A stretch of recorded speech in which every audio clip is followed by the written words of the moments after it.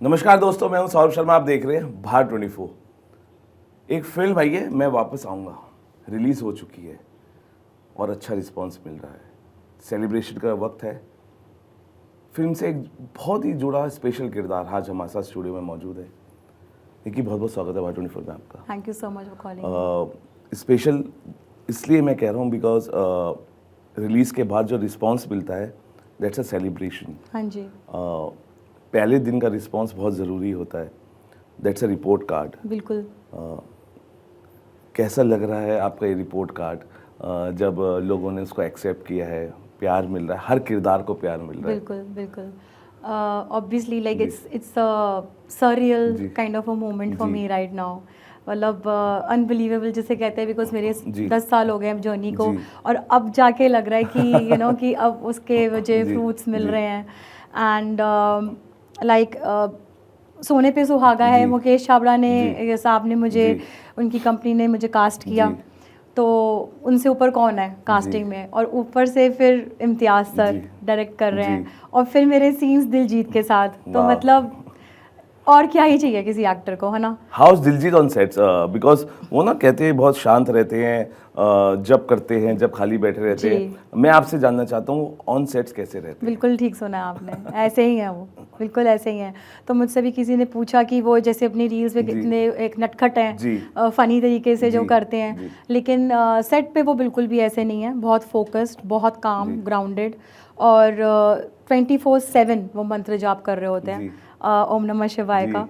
और जैसे कि आपको पता है जी। कि आप महादेव के भक्त जी। हो, मैं भी जी। महादेव की भक्त हूँ, तो वो इतना इंस्पिरेशनल है। तो जी। मैंने उनको ये बात बोली भी थी जी। कि मैंने कहा कि this is like really inspirational to see you, because वो एक ग्लोबल आइकन है ना। और जैसे वो दिखते हैं, मतलब वो एक पोर्ट्रेयल नहीं है। जी। बहुत लोगों का कहना है कि जी। यहाँ ऐसे इतना जी। अच्छा कौन होता है जी। है ना। बट आई थिंक वो जेन्युइनिटी उनकी है, और शायद यही उनकी खासियत है जिस वजह से वो इस मुकाम पे आज। अच्छा, एक और legend, he is a part of this film, Naseer साहब। क्या या क्या सीखने को मिला? बिकॉज जब एक इंस्टीट्यूशन आपके सामने होता है, बिल्कुल आप बहुत कुछ लेके जा सकते हो। बिल्कुल। क्या आप लेके गए नासिर साहब से इस फिल्म के बाद? नसीर साहब तो मतलब हैं ही जी। अपने आप में पूरे जी। इंस्टीट्यूट, जी। और क्या कहते हैं, मैंने उनके लिए कार्ड भी बनाया था। वाओ। या तो मैंने कार्ड तो दिलजीत के लिए भी जी। बनाया और इम्तियाज़ जी। जी के लिए भी बनाया था, because they are all like अपने आप में दे आर ऑल जी। आइकन्स। और फ्रैंकली मतलब जी। वो नसीर साहब जो थे ना, उन्होंने उतना मतलब वो लग रहा था कि बिकॉज वो एक मेरे को अब रियलाइज़ होता है जी। कि जब मैंने सी हिज जी। परफॉर्मेंस की, उन्होंने क्या गज़ब ही ढा दिया है। मतलब तो वो इतने कैरेक्टर में थे कि इट्स लाइक मेरी तो इमोशन है कि मुझे कार्ड जी। देना है, बट नाउ आई अंडरस्टैंड कि यार he is in his character, you can not like disturb him जी। इन द सेंस कि फिर वो खलल जी। पड़ रहा है उनके जी। उस प्रोसीजर जी। में।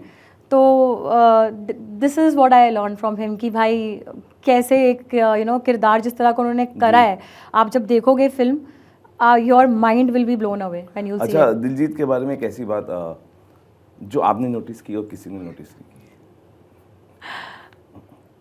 मुझे ऐसा लगता है जो मंत्र जाप है, जी। हो सकता है कि वो बहुत कम नोटिस करें, क्योंकि वो ना लाउडली नहीं करते, जी।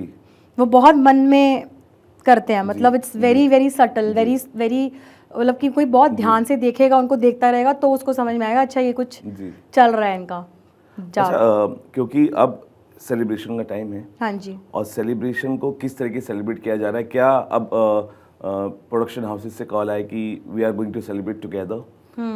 अब आगे की इसके सेलिब्रेशन की जो पार्टी वक्त है, या कौन कौन सेलिब्रेट कर रहा है, कॉल्स आए आपके पास किसी को स्टार के नहीं, ऐसा या तो नहीं प्रोडक्शन हुआ, हाउसेस से? या ऐसा तो नहीं हुआ। और जी। बाकी जो बहुत डिटेल्स भी, तो I think I am not जी। अलाउड टू जी। इतना बताना, जी। नहीं मतलब मुझे वो होगा, अलाउड होगा बताना ये चीज़। अच्छा, इम्तियाज सर के फ्रेम में अपने आप को फिट करना कितना मुश्किल होता है? Because the way he frame love stories in his own way, उनका क्राफ्ट कैसा लगा आपको? The way he presents his love stories. या उनका तो क्राफ्ट शुरू से ही मुझे जी। इतना जी। पसंद है। जी। और मेरी डॉटर है, वो इतनी बड़ी फ़ैन है जी। उनकी। तो मैंने इसको बोला भी कि will you like to come and meet जी। इम्तियाज़ सर, तो उसने मना ही कर दिया जी। मतलब वो इतनी ज़्यादा, वही अगेन, क्योंकि मेरे लिए वो मुर्शीद जी। हैं जो उन्होंने तमाशा बनाई, वो तमाशा फिल्म की वजह से जी। मैं हूँ आज इस इंडस्ट्री में। वाह, ये किस्सा मैं जानना चाहूंगा, लेकिन आप प्लीज कंटिन्यू कीजिएगा। हाँ, तो यही किस्सा है बेसिकली। मैंने इम्तियाज़ सर को भी ये बात बताई थी, जो वो मेरे सामने आए जी। तो मेरे आंखों से ऐसे पानी मेरा तो रुके ना, जी। है ना। और मेरे को, मैं इतने लोगों के साथ मैंने काम किया है, ए लिस्ट एक्टर्स के साथ किया है, लेकिन वो जो फीलिंग है ना इम्तियाज़ सर के लिए, वो बहुत अलग है मेरे लिए, because for me he is the Murshid. Okay, तो मैंने उनको बोला, मैंने, और उनको भी लग रहा था कि भाई क्यों रो रही है ये, तो मैंने उनको फिर जब कार्ड दिया, मैंने उनको समझाया, मैंने कहा सर आपकी जो फिल्म है तमाशा, उस वजह से मैं हूँ इस इंडस्ट्री में, क्योंकि एज अ वुमन मैंने अपनी जर्नी स्टार्ट करी जब मैं 35 साल की थी, मेरी बेटी 7-8 साल की थी, और मेरे हस्बैंड की कन्वेंशनल सोच थी, जैसे पंजाबी कम्युनिटी होती है कि और कुछ औरतों को भी नहीं पता होता, बिकॉज हम परमिशन सीख कर रहे होते हैं। तो जब मैंने तमाशा देखी और उन्होंने भी जब तमाशा देखी, तो दोनों का माइंडसेट चेंज हुआ। मेरे हस्बैंड को ये लगा कि उनको बहुत टच करा। तो अब सोचो कि, इसलिए मैं कहती हूँ फिल्मों में कितनी बड़ी ताकत होती है कि इट मेड हिम थिंक कि यार ये जो करना चाहती है, इसका एक्टिंग पैशन है, तो who am I to stop her. तो then he said that why don't you do theatre, why don't you do acting. फिर जब मैं इस जर्नी में निकली, तो जब उन्होंने मेरा काम देखा, तो उन्होंने मुझे शुरुआत में बोली इतनी बात, कहते हैं यार मैंने तो ऐसे ही बोल दिया था, मुझे लगा तेरे को पैशन है, पर मुझे ये नहीं पता था कि वाकई में तेरे में क्राफ्ट है। तो this is the power of films of Imtiaz sir.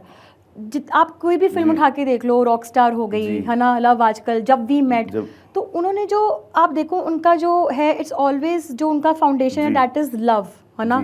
और लव को उन्होंने हमेशा एक मैसेज ये दिया कि what exactly is love, it is something which is so selfless, है ना, इट्स सो प्योर। तो उन्होंने हमेशा वो प्योरिटी दिखाई, और वो मतलब मुझे लगता है मैं वापस आऊँगा मैं, तो उन्होंने वो कमाल ही कर दिया कि अलग ही लेवल उन्होंने दिखा दिया कि प्यार क्या होता है।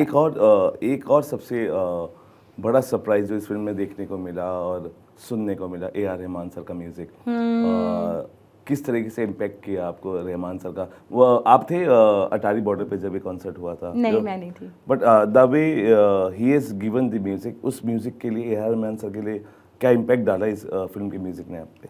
देखो वही अगेन, A.R. रहमान तो A.R. रहमान है यार, और ऊपर से इम्तियाज़ अली सर के साथ तो वो दिखता ही है, मतलब यू नो, एक like when two entities with the same wavelength they match, because I think both of them they come with a lot of depth.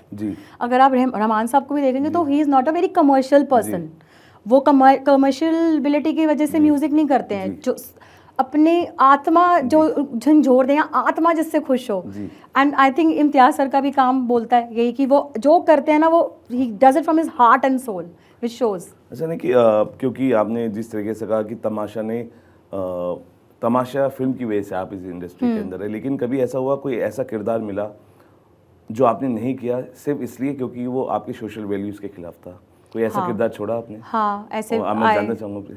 अभी ऐसे मुझे एग्जैक्ट तो नहीं याद आ रहा है एग्जाम्पल, पर ऐसा हुआ है जब स्पेशली कई बारी एड्स भी आती हैं कोई, तो स्क्रिप्ट अगर मुझे लगती है कि ये क्या है, ये क्या लिखा है तुमने, मतलब डजंट मेक एनी सेंस, तो मैं वही बोलती हूँ कि you know, for me again acting is, for me is like Sadhana, is like तपस्या। और मुझे ये लगता है कि ये एक्टर की या किसी भी, जैसे आप भी हैं जर्नलिस्ट हैं, तो एक बहुत बड़ी ह्यूज सोशल रिस्पॉन्सिबिलिटी है, it comes with a very big responsibility, तो you have to think of what you are doing. तो मैं सिर्फ यू नो कि फेम के लिए या मनी के लिए I will not do any thing that doesn't resonate with me, या अगर वो एक अच्छा मैसेज नहीं जा रहा है तो मैं वो काम नहीं करूँगी कभी भी। देखिए, OTT के आने से सपने का एक वरदान साबित हुआ, लेकिन अभी कुछ OTT प्लेटफॉर्म्स हम ऐसे देख रहे हैं, मैं कई बार स्क्रॉल करता हूँ, आई सी द वल्गैरिटी, जो बिल्कुल हजम नहीं होती है चीज़ें। आपको लग रहा है कि OTT का मतलब भी अब गलत तरीके से उसका इस्तेमाल हो रहा है? बिल्कुल हो रहा है।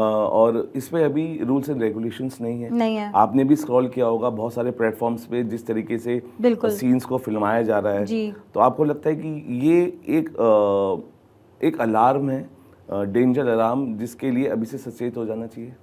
बिल्कुल, और मतलब that's what I feel exactly कि मैं, चक्कर क्या है ना, कि बात क्या है कि जो मुझे लगता है, दैट्स माय थिंग, कि कॉर्पोरेट बना दिया आपने फिल्म मेकिंग को ना, जब वो corporate, can we say it semi porns if we see this kind of scenes क्योंकि स्क्रॉल करते हुए अगर कोई घर का बच्चा भी इफ ही और she is scrolling at that age, उसके सामने क्या आ रहा है एग्जैक्टली तो ये बहुत गलत तो हो ही रहा है। और तभी तो आप देखो ना कि कंटेंट जो चल भी नहीं रहा उस हिसाब से, और अभी इंडस्ट्री की situation is not that good. Okay, this is the reason because ban कर देना चाहिए आपके हिसाब से। बिल्कुल, मतलब बैन इन द सेंस कि हाँ, अगर जैसे पहले भी फिल्में बनती थी राइट, अगर बहुत एसेंशियल आपको लग रहा है कि कोई चीज़ है, बट अगर आप खान्स को देखो, जैसे जब शाहरुख खान थे या सलमान खान ने, उन्होंने कभी कोई किसिंग सीन नहीं करा, कोई सीन कभी ऐसा नहीं किया, and they were very clear कि हम नहीं करेंगे। सेकेंडली आप और मैं हैं, हम भी वही सेम ऑडियंस हैं। 15 साल पहले कंटेंट ऐसा बनता था, अभी क्या कर रहे हैं कि ये बोल रहे हैं कि नहीं, राज कपूर साहब ने जिस तरीके से प्रेजेंट किया था, देखिए Exactly. उसमें एक खूबसूरती थी। हाँ, उसमें आर्ट है ना वो, बिल्कुल आर्ट है एग्जैक्टली। तो जो हम पहले कंटेंट देखते थे, आप देखो एक टाइम था, जमाना था जब सीरियल्स बनते थे, सांस जैसे सीरियल होते थे, अस्तित्व जैसा सीरियल था जिसमें डेप्थ थी, लेयरिंग होती थी कैरेक्टर्स की, देखने में मजा आता था राइट। तो आजकल तो वैसा कंटेंट ही नहीं बन रहा, और आप क्या कर रहे हो, इसको बोलते हैं ब्रेन रॉट आज की जेंजी की भाषा में अगर देखा जाए। तो आप बोल रहे हो कि ऑडियंस ये देखना चाहती है, but I don't believe that. क्या आपको लगता है जानबूझ के डाला जाता है? ऑब्वियसली, लाइक वही तो मैं कह रही हूँ कि ये कहना कि ऑडियंस ये देखना चाहती है, I don't agree to that. Audience को अगर आप अच्छा दिखाओगे सिनेमा, तो वो ऑडियंस वो देखेगी। आई यू सेइंग कि भाई ऑडियंस इसलिए नहीं देखेगी क्योंकि उसमें न्यूडिटी नहीं है? It's totally bullshit. अच्छा, आपको लगता है कि एक एक्ट्रेस को एक किरदार जो मिल रहा है उसे ग्लैम डॉल की तरह जैसे पेश किया जाता था, आई am talking about the item songs, लेकिन अभी वो चीज़ें बदल रही हैं, सशक्त रोल आ रहे हैं, दमदार किरदार आ रहे हैं, तो आपको लग रहा है आज भी क्या एक्ट्रेसेस है वो ग्लैम डॉल की तरह इस्तेमाल हो रही हैं? बिल्कुल बिल्कुल, I think there is a huge scope of improvement. या मतलब मेरे को ये लगता था कि मेरी आगे फीलिंग थी कि अब वुमेन ओरिएंटेड स्टफ बनेगा, पर आप देखिए कि और चली लापता लेडीज इसलिए चली क्योंकि क्या कंटेंट था और वुमेन ओरिएंटेड है। फिर डब्बा काटल आई, कितनी अच्छी बनी वो भी। एक पीछे एक आई थी बॉम्बे बेगम्स करके, बहुत अच्छी सीरीज थी वो भी, है ना।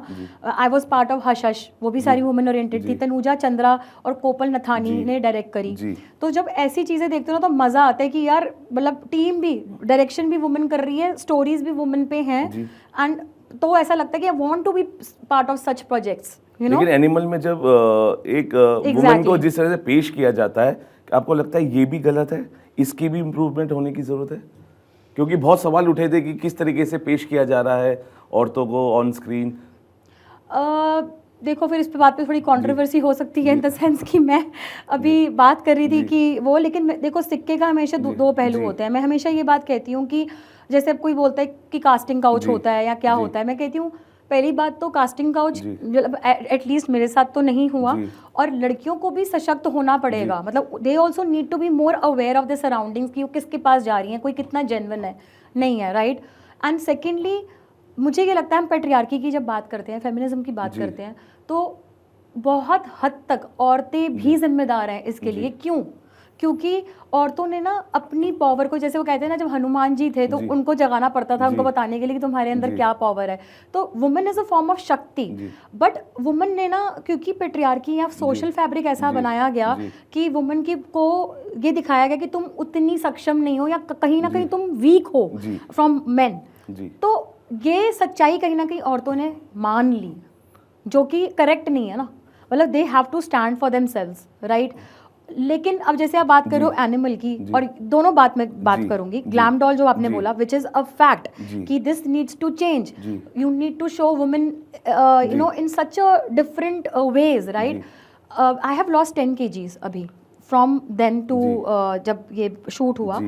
क्यों? क्योंकि मुझे इस डिल्यूजन से मैं निकली कि भाई इंडस्ट्री में आपको चाहे कैरेक्टर रोल्स भी करने हैं। पहले मुझे लगता था मेरा क्राफ्ट है तो मुझे काम मिलेगा, बट अब मुझे लगा कि नहीं, अगर तुम्हें कल को कॉप का भी रोल करना है या लॉयर का भी रोल करना है, आप रोज़मर्रा की ज़िंदगी में आप जाइए, आपको क्या कहते हैं, नहीं मिलती हैं सारी फैट गर्ल्स नहीं होती हैं या प्लस साइज़ की नहीं होती हैं औरतें, पर आपको स्क्रीन पे दिखाना है अगर लॉयर भी है या कॉप भी है, डॉक्टर भी है, तो उसकी परफेक्ट शेप होनी चाहिए, विच इज़ रॉन्ग। अगर सिनेमा एक सोसाइटी का मिरर है तो आप उसको एज इट इज़ दिखाइए, ठीक है। अब आ जाते हैं एनिमल वाले सवाल पे। Now when I see animal और when I see same director ने कबीर सिंह भी बनाई, तो मेरे को ये लगा कि उसको अगर आप इस तरह से देखो तो उन्होंने सच्चाई तो दिखाई है ना, क्या ऐसे लोग एग्जिस्ट नहीं करते, क्या कबीर सिंह जैसे आदमी एग्जिस्ट नहीं करते, उन्होंने तो दर्शाया है कि भाई this is how it is. अब उसने वो जो तृप्ति डिमरी को उन्होंने दिखाया, बिल्कुल। उसने वो क्यों करा? ये तो फिर औरतों पे भी सवाल है ना कि तुम भी तो करती हो ना फिर ये जो था। Are you getting what I am saying? Then you are intimidated by him. तुम इतना ज़्यादा वो कर लेते हो कि तुम अपनी वैल्यू को गिरा के तुम किसी को इतना हाई वैल्यू दे रही हो, तुम क्यों दे रही हो? लेकिन आपको नहीं लगता कि ना कहना भी अब जोखिम भरा हो गया? रणवीर सिंह सबसे बड़ा एग्जाम्पल है, अगर आप ना कहते हैं वो भी जोखिम भरा है। नहीं, आई डोंट थिंक सो। मुझे नहीं लगता। देखिए पर रणवीर सिंह आप देखिए, उन्होंने अब धुरंधर अभी 3 भी आ जाएगी और अभी उनकी एक जब और उन्होंने फिल्म आ डॉन रही के लिए है। मना किया, आप देखिए उन्होंने मना किया तो कौन कौन लोग बोलने दो ना, वो वाली देखो एक बात है, मैं शुरू से मानती मैं हूँ। एक्ट्रेस की बात कर रहा हूँ अभी, मैं एक्ट्रेस वही की कह रही अगर हूँ। वो करती है तो क्या जोखिम भरा आपको लगता है? देखो हर चीज जिंदगी में ना, हर चीज रिस्क है, जी। पर मैं एक चीज को मानती हूँ कि जब हाथी अपनी चाल चलता है ना, कुत्ते भौंकते हैं, जी तो उनको भौंकने दो, जी। आप अपनी चाल चलो बस। अच्छा, आपको क्या लगता है ठीक है आप वो करो। ठीक है, because you are a part of this fraternity since many years.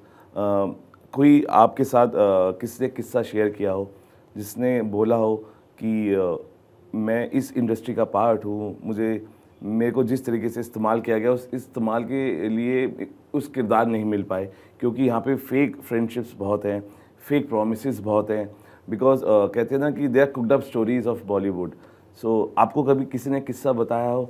और जैसे मुझे can you go with the question again कि क्या किस्सा? कोई भी किस्सा बताओ कि मेरे साथ ऐसा हुआ, मेरे को मिसयूज किया गया, मिसयूज किया गया, फेक प्रोमिसेस दिए गए, आपको ये किरदार मिलेंगे, वो फिल्म आई चली गई लेकिन मैं उसका पार्ट नहीं बन पाई, बट मेरे साथ ऐसा हुआ। सो तो आपने अपने कानों से खुद की स्टोरी जो सुनी हो, because the way you are smiling I think you have a story to tell. Frankly actors के साथ तो मैंने इतना नहीं सुना, जैसे एज आई सेड कि मैंने टचवुड खुद भी नहीं एक्सपीरियंस किया, और चीज़ें होती होंगी, मैं मना नहीं कर रही हूँ, जैसे कास्टिंग काउच का है, लेकिन उसमें भी मुझे लगता है कि बहुत हद तक लड़कियों की भी गलती है कि अगर कुछ है तो आप प्लीज़ वेरीफाई करो कि कहाँ से क्योंकि जो अच्छे स्तर के लोग हैं वो ऐसी हरकतें नहीं करेंगे, क्योंकि आपको भी पता है मीडिया का इतना वो सेंसिटिव है, एक सेकंड में बात बाहर आ जाएगी। लेकिन मीटू में बहुत बड़े बड़े नाम भी आए सामने, अच्छे लोगों के नाम आए। अब I don't want to comment on that because आपको भी पता है कि तह तक कोई नहीं जा सकता। अभी जैसे ये हुआ, वो कौन सी टीवी एक्ट्रेस है जिन्होंने अभी 10 साल के बाद जाके बोला कि वो मैंने जो उन पे इल्ज़ाम लगाया था वो गलत था? तनुश्री दत्ता? नहीं, अभी एक सीरियल की कोई एक्ट्रेस है जिन्होंने बोला कि उस वक्त मैं सीरियल छोड़ना चाहती थी जी, तो इसलिए मेरे पास कोई चारा नहीं था, I wanted to leave that serial, that particular serial, something उनका लीड का रोल था, एंड देन शी सेड कि जो मैंने डायरेक्टर पे जो इल्ज़ाम लगाया था मोलेस्टेशन का वो गलत था।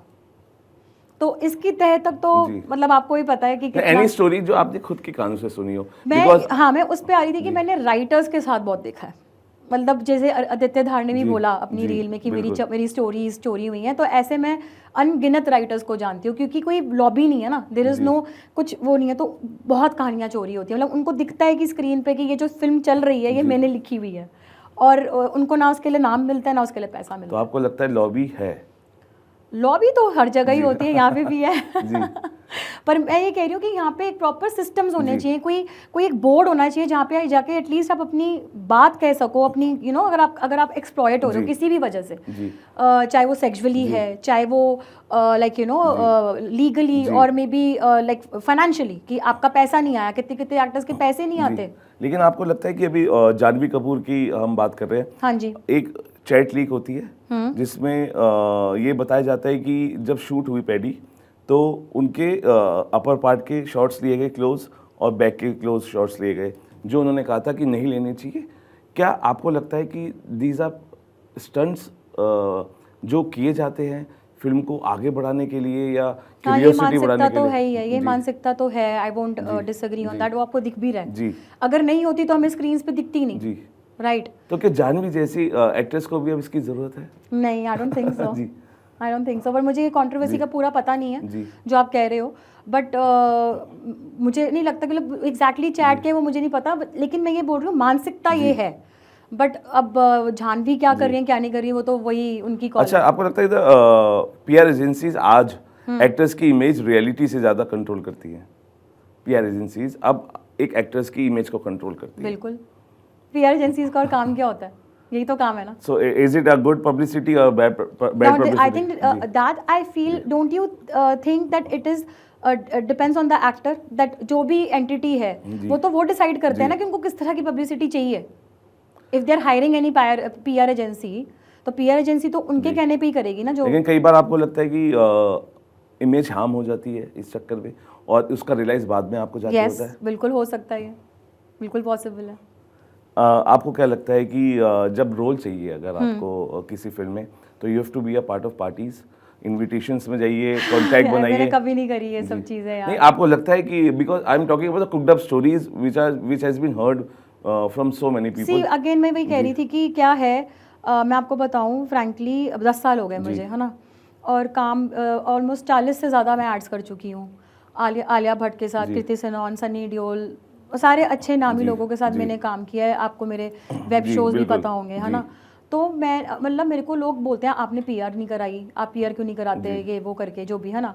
तो मुझे ये लगता था कि मैंने किया क्या है, मतलब अब वही वाली बात है, मुर्गी पहले आई क्या अंडा. हो सकता है कि वो हेल्प भी करता हो, लेकिन what I am trying to say is कि मुझे ये पार्टीज वाला जैसे आप सीन कह रहे हो, तो अपनी ना नेचर होती है अपनी अपनी. जैसे अगर आप देखोगे मेल एक्टर्स में, जहाँ तक मैं जानती हूँ, जितना मैं समझती हूँ, जैसे जयदीप अलावत हो गए, जैसे मनोज वाजपेयी हो गए, या फीमेल्स में ले लो शिवा चड्डा हो गई, ये सारे मैं अपने आप को ना अब वहाँ देखती हूँ कि एक आप अपनी इमोशनल एक मेच्योरिटी से एक्टिंग अपने क्राफ्ट पे आप काम करो तो आपको देर सवेर काम मिल ही जाएगा, you know. But I am not that person कि मैं पार्टीज भी जाऊँ, ये सब करूँ. वो किसी की मानसिकता वो रह सकती है कि हो सकता है उससे भी मिलता हो काम, बट मैंने वो रास्ता नहीं अपनाया, बिकॉज दैट्स नॉट माई रास्ता. अच्छा, क्योंकि बॉलीवुड की दोस्ती फेक है या रियल, और अगर रियल है तो आपकी सबसे अच्छा दोस्त कौन है इंडस्ट्री के अंदर? फ्रैंकली अभी तो मैं आई am a very introvert person. मेरे बहुत ज़्यादा दोस्त नहीं हैं. मैं बहुत ही गिने चुने, बल्कि मेरे हस्बैंड को भी प्रॉब्लम है इस बात से कि सोशलाइज नहीं करती मैं, क्योंकि मैं आई am a person who believes a lot in action. Like action से मेरा मतलब है कर्मा, कि मेरे से बैठा नहीं जाता. तो मैं कॉन्स्टेंटली बिजी होती हूँ. मुझे या तो क्रिएट करना है, ऑडिशंस देने हैं, या मुझे अब जैसे मैंने प्रोडक्शन हाउस भी खोल लिया है. अब तो मेरा एक नया ब्रांड भी लेके आ रही हूँ मैं, स्पिरिचुअल ब्रांड, निकतारा के नाम से. तो चेकमेट प्रोडक्शन के नाम से मेरा प्रोडक्शन हाउस है. तो मैं कॉन्स्टेंटली मैं किसी और पे फोकस ही नहीं करती. मेरा सारा फोकस मेरे पे रहता है, और मेरे को अपने साथ वक्त बिताना अच्छा लगता है कि थोड़ा बहुत जो टाइम मिल रहा है बस में मैं आराम से अपना मेडिटेशन करूँगी, बुक पढ़ूंगी. तो I am a very introvert that way. And if I want to go out, तो मुझे ये लगता है कि एनर्जी जो होती है ना आपकी, energy I mean your aura is also currency. लेकिन एक अच्छा दोस्त, अच्छे दोस्त है मेरे बहुत गिने चुने. एक अच्छा दोस्त तो मेरी एक बेस्टी है, her name is Sandhya. Yeah and she does theatre in Delhi. तो वो मेरी बहुत ही मतलब she is like very close to my heart. तो मुझे कुछ भी गाइडेंस लेनी होती है, कहीं पे भी मैं अटकती हूँ तो सबसे पहले उसको फ़ोन करती हूँ. उसको समझ में आ जाता है फ़ोन आया तो मतलब कुछ डिसीजन लेना है. थिएटर्स के दोस्त अच्छे होते हैं, बॉलीवुड के नहीं. ये आपने इसका बता भी दिया और उसको सिंप्लीफाई भी कर दिया. लेकिन आपको लगता है दीपिका पादुकोण ने जब भी अपनी मेंटल हेल्थ के बारे में बातें खुल के की है, लेकिन मेंटल हेल्थ के इश्यूज में खुलकर क्यों बात नहीं होती है इतनी, आपको फील हुआ? ये मेरे बहुत क्लोज है मेरे टॉपिक ना, ये मेरे दिल को, कि वाकई में, बिकॉज जो फिल्म भी आई थी इनकी शाहरुख और आलिया वाली, का नाम क्या था उस फिल्म का, मैं भूल गई, सॉरी. बट उसमें कितने अच्छे से उन्होंने बाखूबी बताया ना अबाउट द मेंटल हेल्थ की, जिसमें वो ओपनिंग सीन ही यही है, जब डियर जिंदगी, जिसमें ओपनिंग सीन है, वो बोलते हैं ना शाहरुख जब वो ऑडियंस को कि भाई हमें कैंसर हो जाता है तो हम हर किसी को जा के बताते हैं मुझे कैंसर हो गया, मुझे कैंसर हो गया. But when we are having some issues mentally, तो वो हमारे टैबू बनाया हुआ है, विच इज़ लाइक कि आप बाहर देखो, बाहर internationally, by the way I am, because मैं आपको कह रही थी मेरा जो निकतारा है तो it is based on mindset coaching. तो मैं वही करती हूँ साथ में. तो मैं हर एक्टर को भी बोलती हूँ कि इनर वर्क करो, मेंटली बहुत स्ट्रांग होने की ज़रूरत होती है एक्टर को, because they go through so many rejections, right. So इतना इम्पॉर्टेंट है ना ये एस्पेक्ट. इंटरनेशनली हर एक इंसान का वहाँ पे पर्सनल एक काउंसलर होता है जिसके पास वो बिल्कुल। जाके अपनी बात साझा कर सकता है। क्योंकि अब देखो एक बात है कि चाहे मैं अपनी फ्रेंड से भी बात कर रही हूँ या किसी से भी बात जी। कर रही हूँ, तो उसका कुछ तो एक शायद हो सकता है न्यूट्रल पर्सपेक्टिव जी। ना हो, बिकॉज इट्स ह्यूमन टेंडेंसी। कई बार क्या होता है, आप गलत भी होते हो ना, तो आपके दोस्त आपसे आप मानोगे कि जी। थोड़े बायस होते हैं, मतलब किसी ने गलत करा होगा तो बोलेगा अरे वो गलत है, जी पर दोस्ती तो ऐसी होती है। बट एक काउंसलर क्या है, he will come from a zone of neutrality. जी। वो बिल्कुल आपको वैसे ही देखेगा जैसे आप हो, और आपको बिल्कुल। वैसे ही सजेस्ट करेगा बिल्कुल। चीज़ें कि आपको भी कहाँ पे, देखो आप किसी को भी चेंज नहीं कर जी। सकते, आप सिर्फ अपने आप को चेंज कर सकते हो। Mentally right? किसको परेशान देखा आपने अपने सामने? बिकॉज जो आदमी अंदर से बाहर मुस्कुरा होता है, कई बार वो अंदर से टूटा हुआ होता है। इस टूटे हुए सितारों को आपने देखा अपनी नज़रों से? बिकॉज अगर आप इस चीज़ में हैं तो आपने परखा भी होगा। मेरी जो रियल सिस्टर इन लॉ है मेरे साथ ही रहती है, जी तो मैंने ये रोज़मर्रा की ज़िंदगी में उसको जूझते हुए देखा है। जी और आज ही मैं जब घर से निकली, मैंने जी। उसको शेर नहीं बोला, जी तो मेरे हस्बैंड ने भी बोला कि ये नाम बहुत सही है। जी। तो मैं ये देखती हूँ कि कितना मुश्किल है ये, बिकॉज वो भी जूझ रही है इससे। एंड क्या था कि क्लासिक एग्जाम्पल हमारे घर का ही है कि अगर टाइमली इंटरवेंशन होती, जी टाइमली ही अगर उसको मेडिसिन मिलती, तो चीज़ें उसके लिए बहुत स्मूथ और इजी हो जाती। लेकिन क्योंकि ये टैबू है, तो जैसे मेरी मदर इन लॉ को या घर में जैसे लोग थे, तो उनको ये था कि नहीं ये ना, लाइक जैसे एलोपैथी के भी अगर आप देखोगे कितने बड़े बूढ़े एलोपैथी के ही अगेंस्ट होते हैं, और उनको लगता है कि नहीं ये ना एंटी डिप्रेशंस दे देंगे बस, और ऐसे। बट इस तरीके से नहीं होता ये। मैं एक्चुअली में दर्शकों को बोलना चाहती हूँ कि प्लीज़ इससे मतलब don't make it a taboo, या आप सोचो कि हमने एक ये धारणा बना ली है कि नहीं, उनका काम है। आप देखो जो भी डॉक्टर्स हैं जो इन तरह की मतलब उन्होंने पूरी पढ़ाइयाँ करी हुई हैं, तो they will help you only, आपको वो गलत राय नहीं देंगे। एंड अगर आपको कुछ भी लगता है, अगर आपके घर में कोई भी मेंबर है, तो please go ahead and take proper treatment.